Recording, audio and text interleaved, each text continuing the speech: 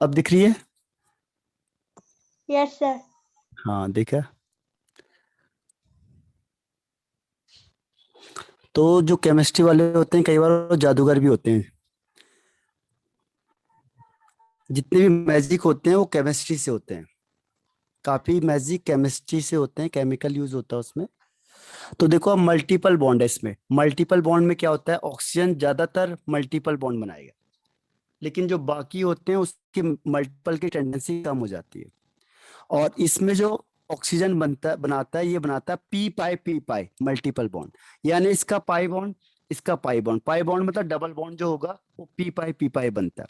जबकि और कौन से इसमें, जैसे सल्फर हो गया, एसी हो गया, ये सिंगल बॉन्ड बनाते हैं। अगर ये डबल बॉन्ड बनाते भी हैं तो उसका बनता है पी पाई डी पाई। जनरली सिंगल बॉन्ड को प्रीफर करते हैं। ठीक है, कौन, ये दूसरे मेंबर के। लेकिन जो ऑक्सीजन होता है ये जनरली डबल बॉन्ड को प्रीफर करता है। तो ये मल्टीपल बॉन्ड किसके लिए है, ऑक्सीजन के लिए, क्योंकि छोटा साइज होता है और हाई इलेक्ट्रोनेगेटिविटी होती है। तो ये क्या करेगा, पी पाई मल्टीपल बॉन्ड बना लेता है। ठीक है, कौन, ऑक्सीजन। अब है हाइड्राइड। सर अब और जो डी पाई हाइड्रोजन बनाता है। डी पाई वो बनाएगा कौन, सल्फर।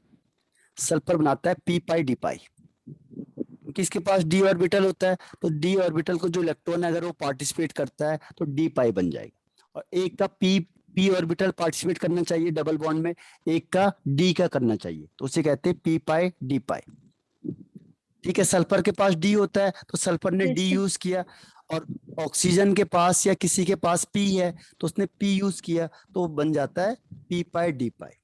और अगर दोनों के पी यूज हो रहे हैं तो उसे कहते हैं पी पाई। जैसे ऑक्सीजन है O2, तो O2 में क्या बॉन्ड बनेगा, जो O2 में बॉन्ड बनता है तो इसमें क्या होगा, इसका भी पी पाई यूज हुआ क्योंकि इसके पास पी ऑर्बिटल है, इसके पास भी पी बना क्योंकि जो ये सिग्मा होता है नीचे वाला, ऊपर वाला पाई होता है। तो जो पाई बन रहा है डबल बॉन्ड में वो, इसका भी पी ऑर्बिटल यूज हुआ, इसका भी पी ऑर्बिटल यूज हुआ, तो इसे कहते हैं पी पाई। लेकिन अगर सल्फर किसी के साथ डबल बॉन्ड बना रहा है और सल्फर अपना डी ऑर्बिटल यूज कर रहा है तो ये डी पाई। और सपोज ये ऑक्सीजन है, ये तो अपना पी यूज करेगा, तो इसे कहेंगे डी पाई पी पाई बॉन्ड। ठीक है, तो ये डिपेंड करता है कि कौन सा ऑर्बिटल डबल बॉन्ड में पार्टिसिपेट कर रहा है। तो जो डबल बॉन्ड में आ जाएगा उसी को हम उसके नाम से बोल देंगे। अगर डी ऑर्बिटल में जा रहा है तो डी पाई पी पाई, अगर दोनों पी में है तो पी पाई, दोनों डी में है तो डी पाई, अगर इसका भी डी है इसका भी डी है तो डी पाई। ठीक, तो ये किसके नाम से रखा है, जिस ऑर्बिटल में हाइब्रिडाइजेशन होगा। अब है हाइड्राइड्स। हाइड्राइड्स क्या होता है, वाटर किस ऑक्सीजन हाइड्रोजन के साथ मिलके H2O बना लेता है। और इसकी खास बात क्या होती है, ये हाइड्रोजन बॉन्डिंग फॉर्म करता है, हाइड्रोजन बॉन्डिंग। और हाइड्रोजन बॉन्डिंग की वजह से क्या होता है कि जो H2O होता है वो लिक्विड होता है। इसमें क्वेश्चन आता भी है कि H2 is liquid while H2S, H2SC and H2T ये क्या होते हैं, गैस होते हैं, क्यों। ठीक है, तो इसका आंसर क्या होगा, बाकी ड्यू सारे टू हाइड्राइड हाइड्रोजन गैस है बॉन्डिंग। और ये लिक्विड है because of hydrogen hydrogen bonding. Bonding. हाँ, बिकॉज ऑफ हाइड्रोजन बॉन्डिंग, तो हाइड्रोजन बॉन्डिंग की वजह से। ठीक, तो ये याद करना है आपने। अब नेक्स्ट वन है मैग्नेटिक नेचर। देखो जितना भी होता है ऑक्सीजन को छोड़ के बाकी सारे के सारे, Sc, सल्फर, Te, ये सब होते हैं डायमैग्नेटिक। डायमैग्नेटिक का मतलब होता है जिसके पास अनपेयर्ड इलेक्ट्रॉन नहीं होता है, नो अनपेयर्ड इलेक्ट्रॉन। और ऑक्सीजन के पास अनपेयर्ड इलेक्ट्रॉन होता है, इसीलिए से कहते हैं पैरामैग्नेटिक। ये पहले डायमैग्नेटिक ही मानते थे, लेकिन जब क्लास 11th में आपने पढ़ा होगा MOT, मॉलिक्यूलर ऑर्बिटल थ्योरी आई, तब उससे प्रूफ हुआ कि ऑक्सीजन कैसा होता है, पैरामैग्नेटिक होता है और इसके पास अनपेयर्ड इलेक्ट्रॉन होते हैं। ये बाद में प्रूफ हुआ, पहले इसको भी डायमैग्नेटिक सोचते थे लोग। ठीक है, और ये सल्फर है, अगर ये सल्फर वेपर फेज में आ गया, S2 आ गया, तो ये भी पैरामैग्नेटिक हो जाएगा। जनरली ये S8 में होता है सॉलिड फॉर्म में, लेकिन अगर ये वेपर्स फॉर्म में आ गया, ये भी क्वेश्चन आता है आपके पास कि SO2 वेपर में हो गया, तो ये कौन सा मैग्नेटिक इफेक्ट शो करेगा, तो ये भी पैरामैग्नेटिक हो जाता है जैसे ऑक्सीजन होता है, और ये भी अनपेयर्ड इलेक्ट्रॉन हो जाएगा इसमें भी। ठीक है, ध्यान रखना जो भी टू फॉर्म में होगा वो अनपेयर्ड इलेक्ट्रॉन होगा, और बाकी वाले तो इन जनरल में ये डायमैग्नेटिक होते हैं।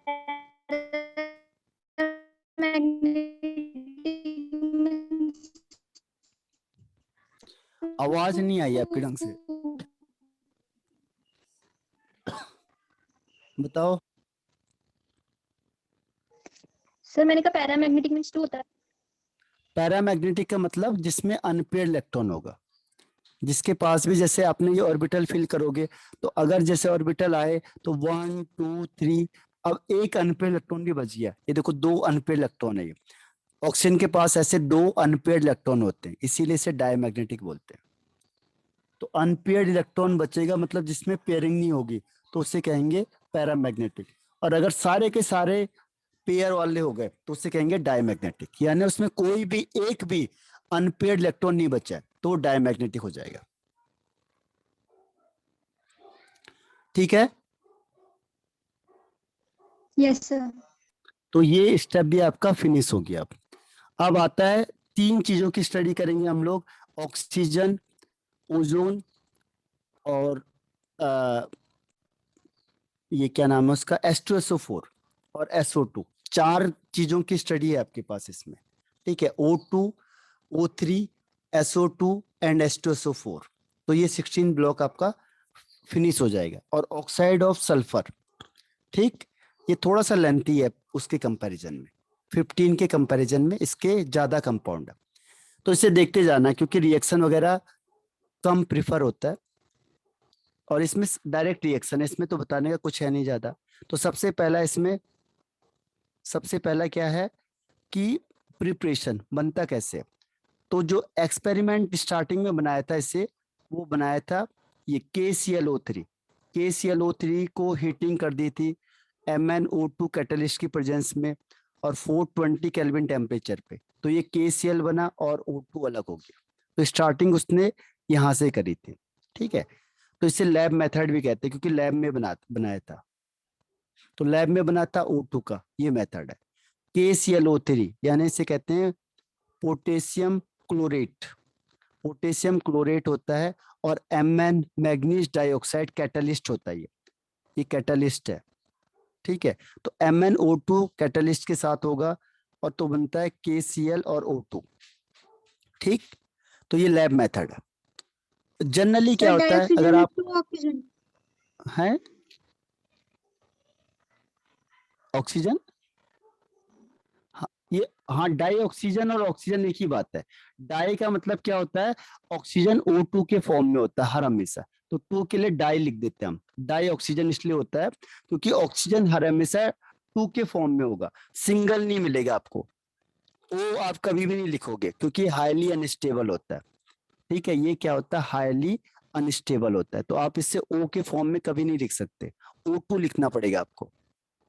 ठीक है, तो जब भी ऑक्सीजन एग्जिस्ट करेगा तो O2 के फॉर्म में कहता है, तो वो कहता है कि हम इसका सही नाम लेंगे। सही नाम क्या है, डाई ऑक्सीजन, क्योंकि ऑक्सीजन के दो एटम है, और जनरली हम इसे ऑक्सीजन ऑक्सीजन कह देते हैं। तो ऑक्सीजन जनरल है, लेकिन जब आप प्रिसाइज में जाओगे इसको तो कहेंगे डाई ऑक्सीजन, जैसे डाई नाइट्रोजन, डाई फ्लोरीन।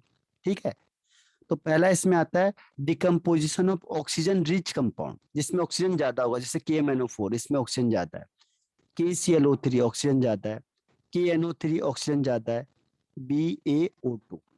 ठीक है, तो इनको हीटिंग करनी है।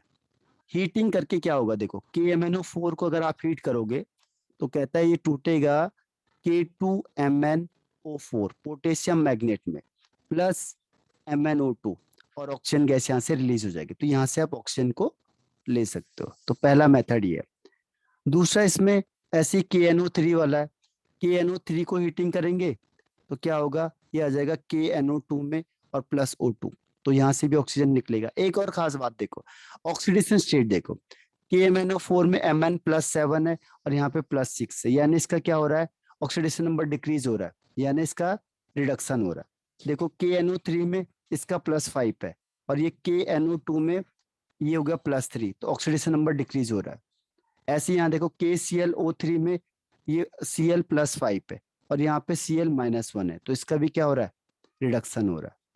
और यहाँ पे देखो BaO2, ठीक है, तो BaO2 में यहाँ पे Ba का होता है +2 और ऑक्सीजन का होता है यहाँ पे -1, क्योंकि ये पेरोक्साइड है। और यहाँ पे ऑक्सीजन क्या हो जाएगा, -2 और यहाँ पे 0, तो -2 से 0 और एक है -2 से -1 से -2, तो -1 से -2 पे जा रहा है तो रिडक्शन होगा, तो इन सब केस में रिडक्शन होता है। ठीक, यस ऑक्सीडेशन सर। स्टेट अगर डिक्रीज होगी तो रिडक्शन और अगर इंक्रीज होगी तो ऑक्सीडेशन। बाकी हर एक केस में क्या है, KNO3 KNO2 में होगा और ऑक्सीजन निकल जाएगी। BaO2 किस में टूटेगा, BaO में और ऑक्सीजन निकल जाएगी। KClO3 किस में टूटेगा, KCl में और ऑक्सीजन रिलीज हो जाएगी। तो ये पहला मेथड है डिकम्पोजिशन। हाँ आप बोलो क्या कह रहे हो।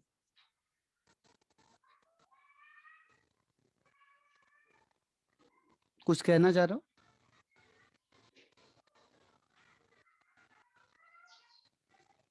तो ये पहला मेथड है ऑक्सीजन का। लैब मेथड मैंने आपको बता ही दिया कि लैब में आप कैसे बनाओगे, ये देखते जाना है, क्योंकि रिएक्शन हो सकता है कई बार पूछ ले, वो एक आध कुछ चांसेस होते हैं कि रिएक्शन को पूछ ले, कम होते हैं, रीजनिंग टाइप इसमें ज्यादा होता है। अब है action of water on sodium peroxide, तो सोडियम प्रोक्साइड हो गया Na2O2 और वाटर हो गया H2O, तो इसमें रिएक्शन होगी तो क्या बन जाएगा, NaOH बन जाएगा और ऑक्सीजन यहाँ से रिलीज हो जाएगी। तो पी ब्लॉक में जो रिएक्शन होता है उसका कोई मैकेनिज्म नहीं होता, क्योंकि ये सारे क्या होते हैं, एक्सपेरिमेंटल बेस्ड होते हैं। इसको किसी भी जगह पे कहीं भी आप सर्च करोगे तो इसका कोई मैकेनिज्म या तरीका नहीं बताते, क्योंकि ये एक्सपेरिमेंटल होता है। वो कहते हैं इसको इसमें मिक्स किया और ये बन जाएगा। ठीक है, तो Na2O2 यानी सोडियम प्रोक्साइड को वाटर में डालेंगे तो NaOH यानी सोडियम हाइड्रोक्साइड बनेगा और ऑक्सीजन गैस रिलीज हो जाएगी। इसके अलावा ये फाइनल देखो, इसमें बस KMnO4 है, उसमें अगर आपने Na2 डाला, Na2O2 और H2SO4 डाला, तो कभी भी आप H2SO4 को डालोगे तो क्या आएगा, ये H2O। Na2 KMnO4 किस में टूटेगा, MnSO4 में, ठीक है, और Na2O2 किस में टूटेगा, ऑक्सीजन में, तो यहाँ से आपको ऑक्सीजन रिलीज हो जाएगी। KMnO4 से भी और इससे भी ऑक्सीजन मिलता है, तो फाइनल रिएक्शन क्या होगी, KMnO4 Na2O2 प्लस H2SO4, यहाँ से बनेगा K2SO4 MnSO4 Na2SO4 H2O और O2। ठीक है, तो यहाँ से आपको मिल जाएगा ये O2। ठीक, रिएक्शन है, इसको देखते चले जाना है, क्योंकि इसके चांसेस कम होते हैं पूछे जाने के। इसके बाद नेक्स्ट पॉइंट इसमें आता है thermal decomposition of oxide of metal, जिसकी इलेक्ट्रोनेगेटिविटी लो होती है, जिसकी रिएक्टिविटी कम होती है। ठीक है, रिएक्टिविटी कम होगी उसके लिए क्या होगा, देखो, तो रिएक्टिविटी कम होगी तो जैसे HgO है, HgO है तो आप हीटिंग करोगे तो ये बनेगा Hg+O2। ठीक है, Hg+O2, तो Hg मेटल अलग हो जाएगा, ऑक्सीजन अलग हो जाएगा। ऐसे ही दूसरा Ag2O, तो ये किस में टूटेगा, Ag में और ऑक्सीजन में। ठीक है, ये मेटलर्जी में भी है आपके पास Pb3O2O4, ये PbO में टूटेगा और ऑक्सीजन अलग हो जाएगा। ऐसी MnO2 किस में टूटेगा, Mn3O4 और ऑक्सीजन अलग हो जाएगा, Mn3O4। और जो लो वाले होते हैं जनरली, इसमें मेटल अलग हो जाता है और ऑक्सीजन अलग हो जाता है। ठीक है, और अगला ये है रेड लाइट और मैग्नीज डाइऑक्साइड। ठीक है, तो ये रिएक्शन हो गई। इन जनरली ये ध्यान रखना है, मेटलर्जी में भी काम आती है। हीटिंग करने से Ag को हीट किया आपने तो Ag मिलेगा आपको और O2 अलग हो जाएगा। अब इसके बाद नेक्स्ट आता है मैन्युफैक्चर। मैन्युफैक्चर मतलब आप ज्यादा अमाउंट में बनाओगे तो कैसे बनाओगे, तो ज्यादा अमाउंट में बनाने के लिए एयर सबसे बढ़िया है। ठीक है, एयर में नाइट्रोजन सबसे ज्यादा होती है, फिर ऑक्सीजन होती है। तो जब हमने नाइट्रोजन बनाया था, मैन्युफैक्चर किया था ज्यादा अमाउंट में, तो भी एयर से किया था, और जब हम ऑक्सीजन को कर रहे हैं तो भी एयर से कर रहे हैं, क्योंकि एयर में सबसे ज्यादा नाइट्रोजन होती है, फिर ऑक्सीजन होती है, बाकी गैसेस कम होती है। तो ये सस्ता भी पड़ता है और इजीली भी हो जाता है। तो कॉमर्शियल का मतलब जब आपको ज्यादा अमाउंट में बनाना है, जिससे बेचने के लिए बनाना है, तो खर्चा कम से कम हो, तो उसके लिए लिक्विड एयर है। सबसे पहले आप एयर लोगे और इस एयर को कंडेंस कर दोगे, ठीक है। कंडेंस करने से क्या होगा, ये लिक्विड में चेंज हो जाएगा, तो अब इसे कहेंगे लिक्विड एयर। अब इसे करेंगे फ्रैक्शनल डिस्टिलेशन। फ्रैक्शनल डिस्टिलेशन का मतलब, ये आपने यहाँ पे लिक्विड एयर को रख दिया, लिक्विड एयर यहाँ पे रखा, हीटिंग यहाँ से स्टार्ट कर दी। फ्रैक्शनल डिस्टिलेशन होगा, यानी यहाँ पे फ्रैक्शनेटिंग कॉलम लगे हुए हैं, ये है फ्रैक्शनेटिंग कॉलम। यहाँ पे थर्मामीटर भी लग जाता है, वो टेम्परेचर को चेक करता है। इसके बाद यहाँ पे जब नीचे जाते हैं हम लोग, तो यहाँ पे कंडेंसर लगा होता है। जब आप हीटिंग करोगे तो वेपर्स बनते हैं, फिर वो कंडेंस कर देता है लिक्विड फॉर्म में, फिर आप यहाँ कलेक्ट कर लेते हो। अब क्वेश्चन ये होता है, हीटिंग करने से पहले कौन निकलेगा? तो जो बॉइलिंग पॉइंट होता है नाइट्रोजन का, वो होता है लगभग 77 केल्विन, और ऑक्सीजन होता है जो, इसका होता है लगभग 90 केल्विन के आसपास, ठीक है। ऑक्सीजन का 90 केल्विन और नाइट्रोजन का 77 केल्विन। हीटिंग करोगे आप तो पहले कौन सी गैस निकलेगी बताओ? नाइट्रोजन निकलेगा पहले नाइट्रोजन। या ऑक्सीजन पहले निकलेगा? बताओ अंकित। अच्छा निधि, वेरी गुड। ओके, अंकित, निधि और श्वेता।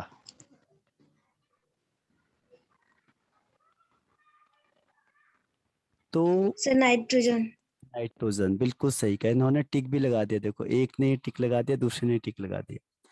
तो नाइट्रोजन इज राइट। तो पहले नाइट्रोजन निकाल दिया आपने, तो नाइट्रोजन पहले कलेक्ट कर लिया। उसके बाद फिर जब 90 केल्विन पे पहुंचेगा, तब किसे कलेक्ट कर लोगे? ऑक्सीजन को। तो दोनों अलग अलग हो गए, नाइट्रोजन भी आपको मिल जाएगा ज्यादा और ऑक्सीजन भी ज्यादा मिल जाएगा। तो इसके लिए कहते हैं फ्रैक्शनल डिस्टिलेशन। जब टेम्परेचर डिफरेंस, इन दोनों का डिफरेंस 25 से लेस होता है, जो बॉइलिंग पॉइंट का डिफरेंस है, बॉइलिंग पॉइंट डिफरेंस 25 डिग्री से लेस होगा, तो उसके लिए हम यूज करते हैं फ्रैक्शनल डिस्टिलेशन। तो ये फ्रैक्शनल डिस्टिलेशन होता है, तो यहाँ पे हम फ्रैक्शनेटिंग कॉलम लगा देते हैं, ठीक है। तो ये आपका कॉमर्शियल मेथड है, इसमें ज्यादा अमाउंट में O2 मिलती है। दूसरा है वाटर, क्योंकि वाटर भी हमारे पास बहुत है, वाटर की कोई कमी नहीं है हमारे पास। तो क्या होगा, जब आप वाटर है इसमें इलेक्ट्रिसिटी पास करोगे, तो इलेक्ट्रिसिटी पास करने से क्या होगा, वाटर किस में टूटता है? H+OH में, और फिर ये ऑक्सीजन में आ जाता है। तो ऑक्सीजन का नेगेटिव होता है, हाइड्रोजन प्लस होता है, तो प्लस जाएगा माइनस के पास। तो जो कैथोड होता है, एक मिनट, हाँ, जो यहाँ पे जैसे वाटर लिया आपने H2O, आपको पता है कि एक हाइड्रोजन में टूटेगा, एक ऑक्सीजन में टूटेगा। तो हाइड्रोजन प्लस होता है, ऑक्सीजन माइनस होता है, तो माइनस प्लस के पास जाएगा, प्लस होता है एनोड। तो ऑक्सीजन आपको कहाँ मिलेगी? एनोड में। और जो हाइड्रोजन है प्लस वाला, ये माइनस के पास जाएगा, तो हाइड्रोजन आपको मिलती है कैथोड में, ठीक है। कैथोड यानी नेगेटिव चार्ज। तो हमें ऑक्सीजन चाहिए, तो जो ऑक्सीजन होगी वो कहाँ मिलेगी हमें? एनोड पे। पता कैसे चला? ऑक्सीजन के पास नेगेटिव चार्ज होता है, तो नेगेटिव प्लस को अट्रैक्ट करेगा, और जो प्लस होता है वो नेगेटिव को अट्रैक्ट करता है, ठीक है। तो इस तरीके से H2O2 क्या है, जब आप, अब वाटर भी हमारे पास बहुत है, पूरा समुद्र है, तो बहुत ज्यादा है। अब जैसे आपने इलेक्ट्रिसिटी पास करी, तो इलेक्ट्रिसिटी पास करने से एनोड में आपको ऑक्सीजन मिलेगा, ठीक है। तो ये भी एक हिसाब से कॉमर्शियल मेथड है, यहाँ पे आप लार्ज अमाउंट में H2O2 को, सॉरी, ऑक्सीजन को ले सकते हो। ये देखो, ये रिएक्शन लिखी हुई है इसमें, H2O2 है, इलेक्ट्रिसिटी पास करेंगे, इलेक्ट्रोलाइसिस मतलब इलेक्ट्रिसिटी पास करेंगे, तो हाइड्रोजन अलग हो जाएगा, कैथोड अलग हो जाएगा। और ये देखो लिखा है इसमें कि जो डाई ऑक्सीजन है वो एनोड में मिलेगा, अभी आपको बताया क्यों है। और डाई हाइड्रोजन कैथोड पे मिलेगा, क्योंकि ये प्लस है तो माइनस के पास जाएगा, ये माइनस चार्ज है तो ये प्लस के पास जाएगा, ठीक है। तो ये मेथड ऑफ प्रिपरेशन खत्म होता है ऑक्सीजन का, ठीक। अब आता है इसका फिजिकल प्रॉपर्टीज। फिजिकल में देखो, फिजिकल में क्या होगा, फिजिकल में डाई ऑक्सीजन कैसे होती है? कलरलेस गैस होती है, ऑर्डरलेस होती है, टेस्टलेस होती है। दूसरा, ये वाटर में बहुत कम सॉलेबल होती है, ठीक है। और ये लिक्विफाइड हो जाती है 90 केल्विन पे, और फ्रीजिंग पॉइंट है इसका 55 केल्विन, ठीक है। और ये बॉइलिंग पॉइंट है, तो अब मैंने आपको बता दिया था 90 क्या है बॉइलिंग पॉइंट, और फ्रीजिंग पॉइंट है इसका 55 केल्विन फ्रीजिंग पॉइंट। और इसके तीन वो होते हैं क्या, आइसोटॉप्स होते हैं, ऑक्सीजन के 3 आइसोटॉप्स होते हैं, 8 8 8, यहाँ पे हो जाएगा 16 17 18, तो 3 आइसोटॉप्स हो गए। और ये पैरामैग्नेटिक होता है, लेकिन पहले क्या मानते थे इसे, डायमैग्नेटिक। ठीक है, लेकिन एमओटी थ्योरी के बाद इसे पैरामैग्नेटिक प्रूव किया, इसीलिए बार बार इसे पैरामैग्नेटिक दिखाते हैं। क्यों दिखाते हैं, नहीं तो दिखाने की जरूरत नहीं थी, लेकिन उसका लॉजिक क्या है कि पहले इसको डायमैग्नेटिक शो किया था, डायमैग्नेटिक। लेकिन एमओटी थ्योरी के बाद इसको प्रूव किया कि ये पैरामैग्नेटिक है। तो ये इसका फिजिकल प्रॉपर्टीज भी फिनिश हुई। इसमें कोई डाउट? No sir. देखो रिएक्शन हम फास्ट करेंगे, और जो टेक्निक है वो मैं आपको बताऊंगा, जो टेक्निकल चीज है, ताकि हमारा कमांड आ जाए उसमें, जो टेक्निकल चीज है। और जो ये रटने वाली चीज है इसको आप वैसे भी कर सकते हो, क्योंकि इसकी प्रोबेबिलिटी कम होती है, पहली चीज। दूसरा, बहुत सारे रिएक्शन होते हैं तो जिससे इंपॉर्टेंट होते हैं वही ज्यादातर आते हैं। अब देखो केमिकल रिएक्शन में ऑक्सीजन क्या होता है, इसका बॉन्ड डिसोसिएशन एनर्जी बहुत ज्यादा होता है, तो जनरली ये रिएक्शन नहीं करता है। ठीक है, लेकिन फिर क्या होता है कि जब ये रिएक्शन करेगा तो ये एक्सोथर्मिक रिएक्शन करता है, तो वहां से जो हीट निकलती है वो आगे रिएक्शन के लिए काम आ जाती है। मतलब आपको स्टार्टिंग करनी पड़ेगी बस, बाकी ऑक्सीजन जिसके साथ भी रिएक्शन करेगा वहां से हीट निकालेगा, यानी एक्सोथर्मिक रिएक्शन होती है। और जो हीट वो निकाल रहा है वही फर्दर रिएक्शन के लिए काम आ जाती है। ऐसे जैसे कोयला होता है, कोयला को आपने हीट किया तो ये बर्न करना स्टार्ट करेगा। अब कोयला थोड़ा सा आपने जला दिया बस, फिर ये अपने आप चलता चला जाएगा। क्यों? क्योंकि जो हीट निकलती है उससे वही फर्दर उसे जलाने के काम आ जाती है। ऐसी ऑक्सीजन के साथ है कि स्टार्टिंग में आपको थोड़ा सा टेम्परेचर देना पड़ेगा, हीट देनी पड़ेगी रिएक्शन को स्टार्ट करने के लिए। पर जैसे आपने रिएक्शन स्टार्ट किया फिर ये एक्सोथर्मिक रिएक्शन देता है, और जो हीट निकलेगी वही रिएक्शन के लिए काम आ जाती है, फर्दर रिएक्शन के लिए। ठीक है, अब आता है यस सर। इसमें रिएक्शंस। अब आपको रिएक्शन रिएक्शन देखनी है आगे के लिए। पहला है इसमें देखो, जो ऑक्सीजन होता है वो न्यूट्रल होता है, यानी अगर आपने इसमें रेड लिटमस में डालो या ब्लू लिटमस में डालो कोई फर्क नहीं पड़ने का, जैसा है वैसे ही रहेगा, एज इट इज। पहली चीज, यानी लिटमस में कोई इफेक्ट नहीं पड़ेगा, तो उसने देखा है न्यूट्रल है। दूसरा, सपोर्टर ऑफ कंबसन। कंबसन का मतलब होता है कोई चीज जलाना, ये खुद नहीं जलाएगा लेकिन सपोर्ट कर देता है। अगर कोई चीज जल रही है, आप ऑक्सीजन ले जाओगे या ऑक्सीजन होगा तो जलना और जलेगा, जितना ऑक्सीजन ज्यादा होगा उतना और जलेगा। लेकिन ऑक्सीजन हटा दिया तो जलना बंद हो जाएगा। तो ये सपोर्टर होता है कंबशन का, लेकिन ये खुद नहीं जलता, ध्यान रखना, खुद नहीं जलेगा ये। Dioxygen is non combustible, ये कंबस्टिबल नहीं होता है, लेकिन ये सपोर्ट करता है, दूसरों को जलाने में सपोर्ट करेगा बस। ठीक है, जैसे कोई बोलेगा हमारे तो 97% आ गए, तो क्या होगा, आप जलने लगोगे, अच्छा इतने ज्यादा आ गए, है ना। तो क्या हुआ, वो किसका काम कर रहा है, सपोर्टर ऑफ कंबसन। ठीक, तो वो खुद नहीं जलेगा लेकिन दूसरे को जलाएगा, वो सपोर्ट करेगा दूसरे को जलाने में। क्लियर है? Yes sir. अब ऑक्सीडेशन है, तो ये स्ट्रॉन्ग या पावरफुल ऑक्सीडाइजिंग एजेंट होता है, क्योंकि ऑक्सीडाइज करेगा दूसरे को। जहां भी ऑक्सीजन होगा, जैसे हमारे जो फूड रखे होते हैं वो खराब क्यों हो जाते हैं, क्योंकि बाहर रखते हो एयर के प्रेजेंस में ऑक्सीडेशन होता है, ऑक्सीडेशन। ऑक्सीडेशन में स्पॉइल हो जाता है ना। तो ऑक्सीजन की वजह से, oxygen is powerful oxidising agent, और ये दूसरे मेटल को, नॉन मेटल को, फूड वगैरह को ऑक्सीडाइज कर देता है बहुत जल्दी। इसके बाद है रिएक्शन विद मेटल। मेटल की रिएक्शन बहुत आसान है, देखो आपको केवल क्या करना है, ऑक्सीडेशन स्टेट याद करनी है। जैसे सोडियम की ऑक्सीडेशन स्टेट +1, ऑक्सीजन की -2। अब इन दोनों को मिला दो तो कैसे होगा, सोडियम का +1, ऑक्सीजन का -2, इसको क्रॉस मल्टीप्लाई कर दो तो ये बन जाएगा Na2O। Na2। ठीक है, हाँ। तो बस, अगर मैंने कहा Ca+O2, तो Ca का होता है +2, ऑक्सीजन का होता है -2। बताओ कंपाउंड क्या बनेगा इसका, sir CaO2। Ca, O2। Ca का +2, ऑक्सीजन का -2, कंपाउंड क्या बनेगा? CaO। CaO। हाँ, Ca, CaO। क्योंकि 2 से 2 तो कैंसिल आउट CO। हो जाएंगे, CaO, राइट। ऑक्सीडेशन स्टेट आनी चाहिए बस आपको। जैसे मैंने कहा K +O2, अब K का आपको पता है +1, ऑक्सीजन का -2, तो बताओ कंपाउंड क्या बनेगा? Sir K2O। K2O। K2O, बस। तो ये सबसे आसान है, ऑक्सीडेशन स्टेट आनी चाहिए बस आपको। जैसे Al+O2, अब Al की वैलेंसी होती है, Al की वैलेंसी होती है 3, ऑक्सीजन की होती है -2, कंपाउंड क्या बनेगा? Al2O3। Al2O2 का होल हाँ, थ्राइस। Al2O3। ठीक है, थ्राइस तब होता है जब बड़ा कंपाउंड आता है। तो यहां तक ये है आपका। कभी भी मेटल के साथ करोगे तो यही रिएक्शन होंगी, कोई भी मेटल ले आओ, बस ऑक्सीडेशन स्टेट आपको आनी चाहिए उसकी। ठीक है, अब आता है नॉन मेटल के साथ। नॉन मेटल के साथ क्या होगा? जैसे H2+O2 तो आप बचपन से पढ़ रहे हो, तो वाटर बन जाता है, इलेक्ट्रिसिटी देते हैं हम, और 1073 केल्विन टेम्परेचर में वाटर बनेगा।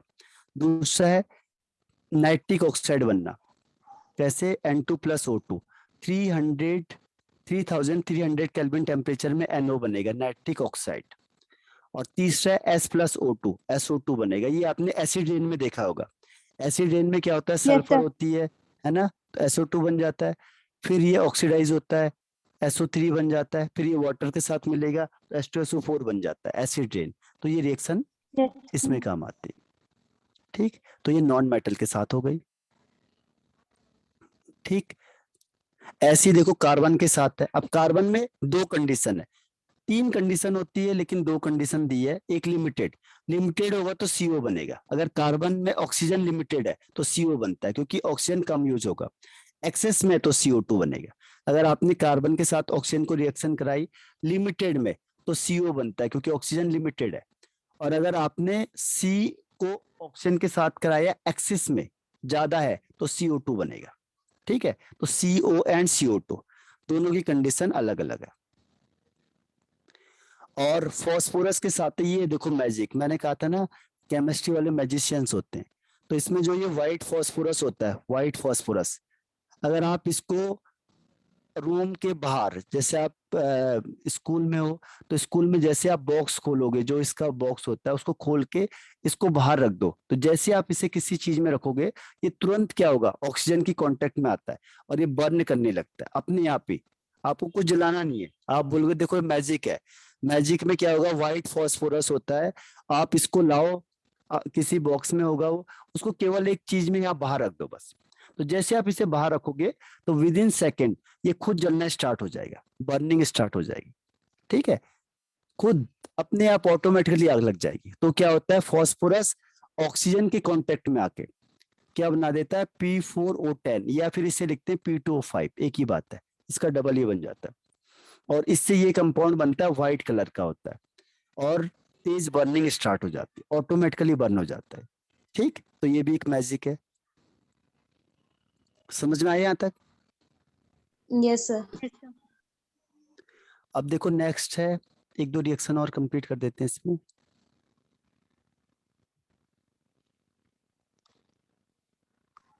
सर मेरी बैटरी लो होने वाली है। ओके, बस इसको एक दो रिएक्शन और कर देते हैं बस। देखो विद SO2, सल्फर डाइऑक्साइड है, ये ऑक्सीजन के साथ कंबाइंड होगा, किसके साथ? कैटलिस्ट है। ये आप पढ़ोगे अभी H2SO4 में, H2SO4 में रिएक्शन है। H2SO4 में क्या होता है? पहले वो कहेगा कि जो सल्फर है वो ऑक्सीजन के साथ कंबाइन करेगा। ठीक है, सल्फर ऑक्सीजन के साथ कंबाइन करके क्या बना देता है? SO2 बना देता है। अब SO2 ऑक्सीजन के साथ कंबाइंड होकर SO3 बनाता है। लेकिन यहाँ पे जो कैटलिस्ट हम यूज करते हैं वो करते हैं V2O5, वेनेडियम पेंटाऑक्साइड, और टेम्परेचर होता है 720 केल्विन एंड 2 atm प्रेशर। ये H2SO4 के लिए प्रिपरेशन में, तो यहाँ से बनता है SO3 गैस बनती है। तो ये देखो लिखा भी है contact process for manufacture of sulphuric acid. फिर है विद अमोनिया। अमोनिया के साथ क्या होगा? देखो ये भी हम पढ़ेंगे अभी नाइट्रिक एसिड में। ये क्या होता है? नाइट्रिक एसिड में आपने पढ़ा है इससे कि NH3O2 के साथ कंबाइंड होगा तो NO बनता है और H2 गैस बनती है प्लेटिनम गॉस के साथ। तो ये ओस्टवाल्ड मेथड है नाइट्रिक एसिड बनाने का, ये 15 ग्रुप में पढ़ा है आपने ये रिएक्शन। Yes sir. और लास्ट में क्या है? HCl ऑक्सीजन के साथ कंबाइंड होगा तो H2O2 बनता है और Cl2 बनता है। ठीक है, तो HCl और O2 बन जाएगा, इसमें HCl और O2 कंबाइंड होगा तो H2O बनेगा और Cl2 बन जाता है। तो यहाँ से ये भी इसकी प्रिपरेशन हो गई। तो HCl रिएक्शन करेगा किसके साथ? ऑक्सीजन के साथ। लेकिन इसमें कैटलिस्ट का ध्यान रखना है, CuCl2, ठीक है, क्योंकि कैटलिस्ट की वजह से ऐसा होता है। तो ये बनेगा वाटर प्लस Cl2। अब इसमें थोड़ी सी रिएक्शन बची है, तो कल हम पढ़ेंगे इसमें। कल क्या क्या पढ़ेंगे? कल पढ़ते हैं हम लोग O3, ozone, H2SO4 and SO2। तो इसको हम कोशिश करेंगे। तो मैं क्वेश्चन आपको देता हूं और आप लोगों ने किया नहीं है तो उसे करना है अभी, ठीक है? क्योंकि जब आप प्रैक्टिस करोगे तभी आपको आएगा, अदरवाइज नहीं आएगा। गलत करो सही करो उससे कोई मतलब नहीं, लेकिन उसमें टाइम लगाओ पहले, ठीक? Yes sir. ठीक है फिर, तो आज के लिए इतना ही है। Bye bye. Thank you sir. Thank you okay sir. Okay, bye bye.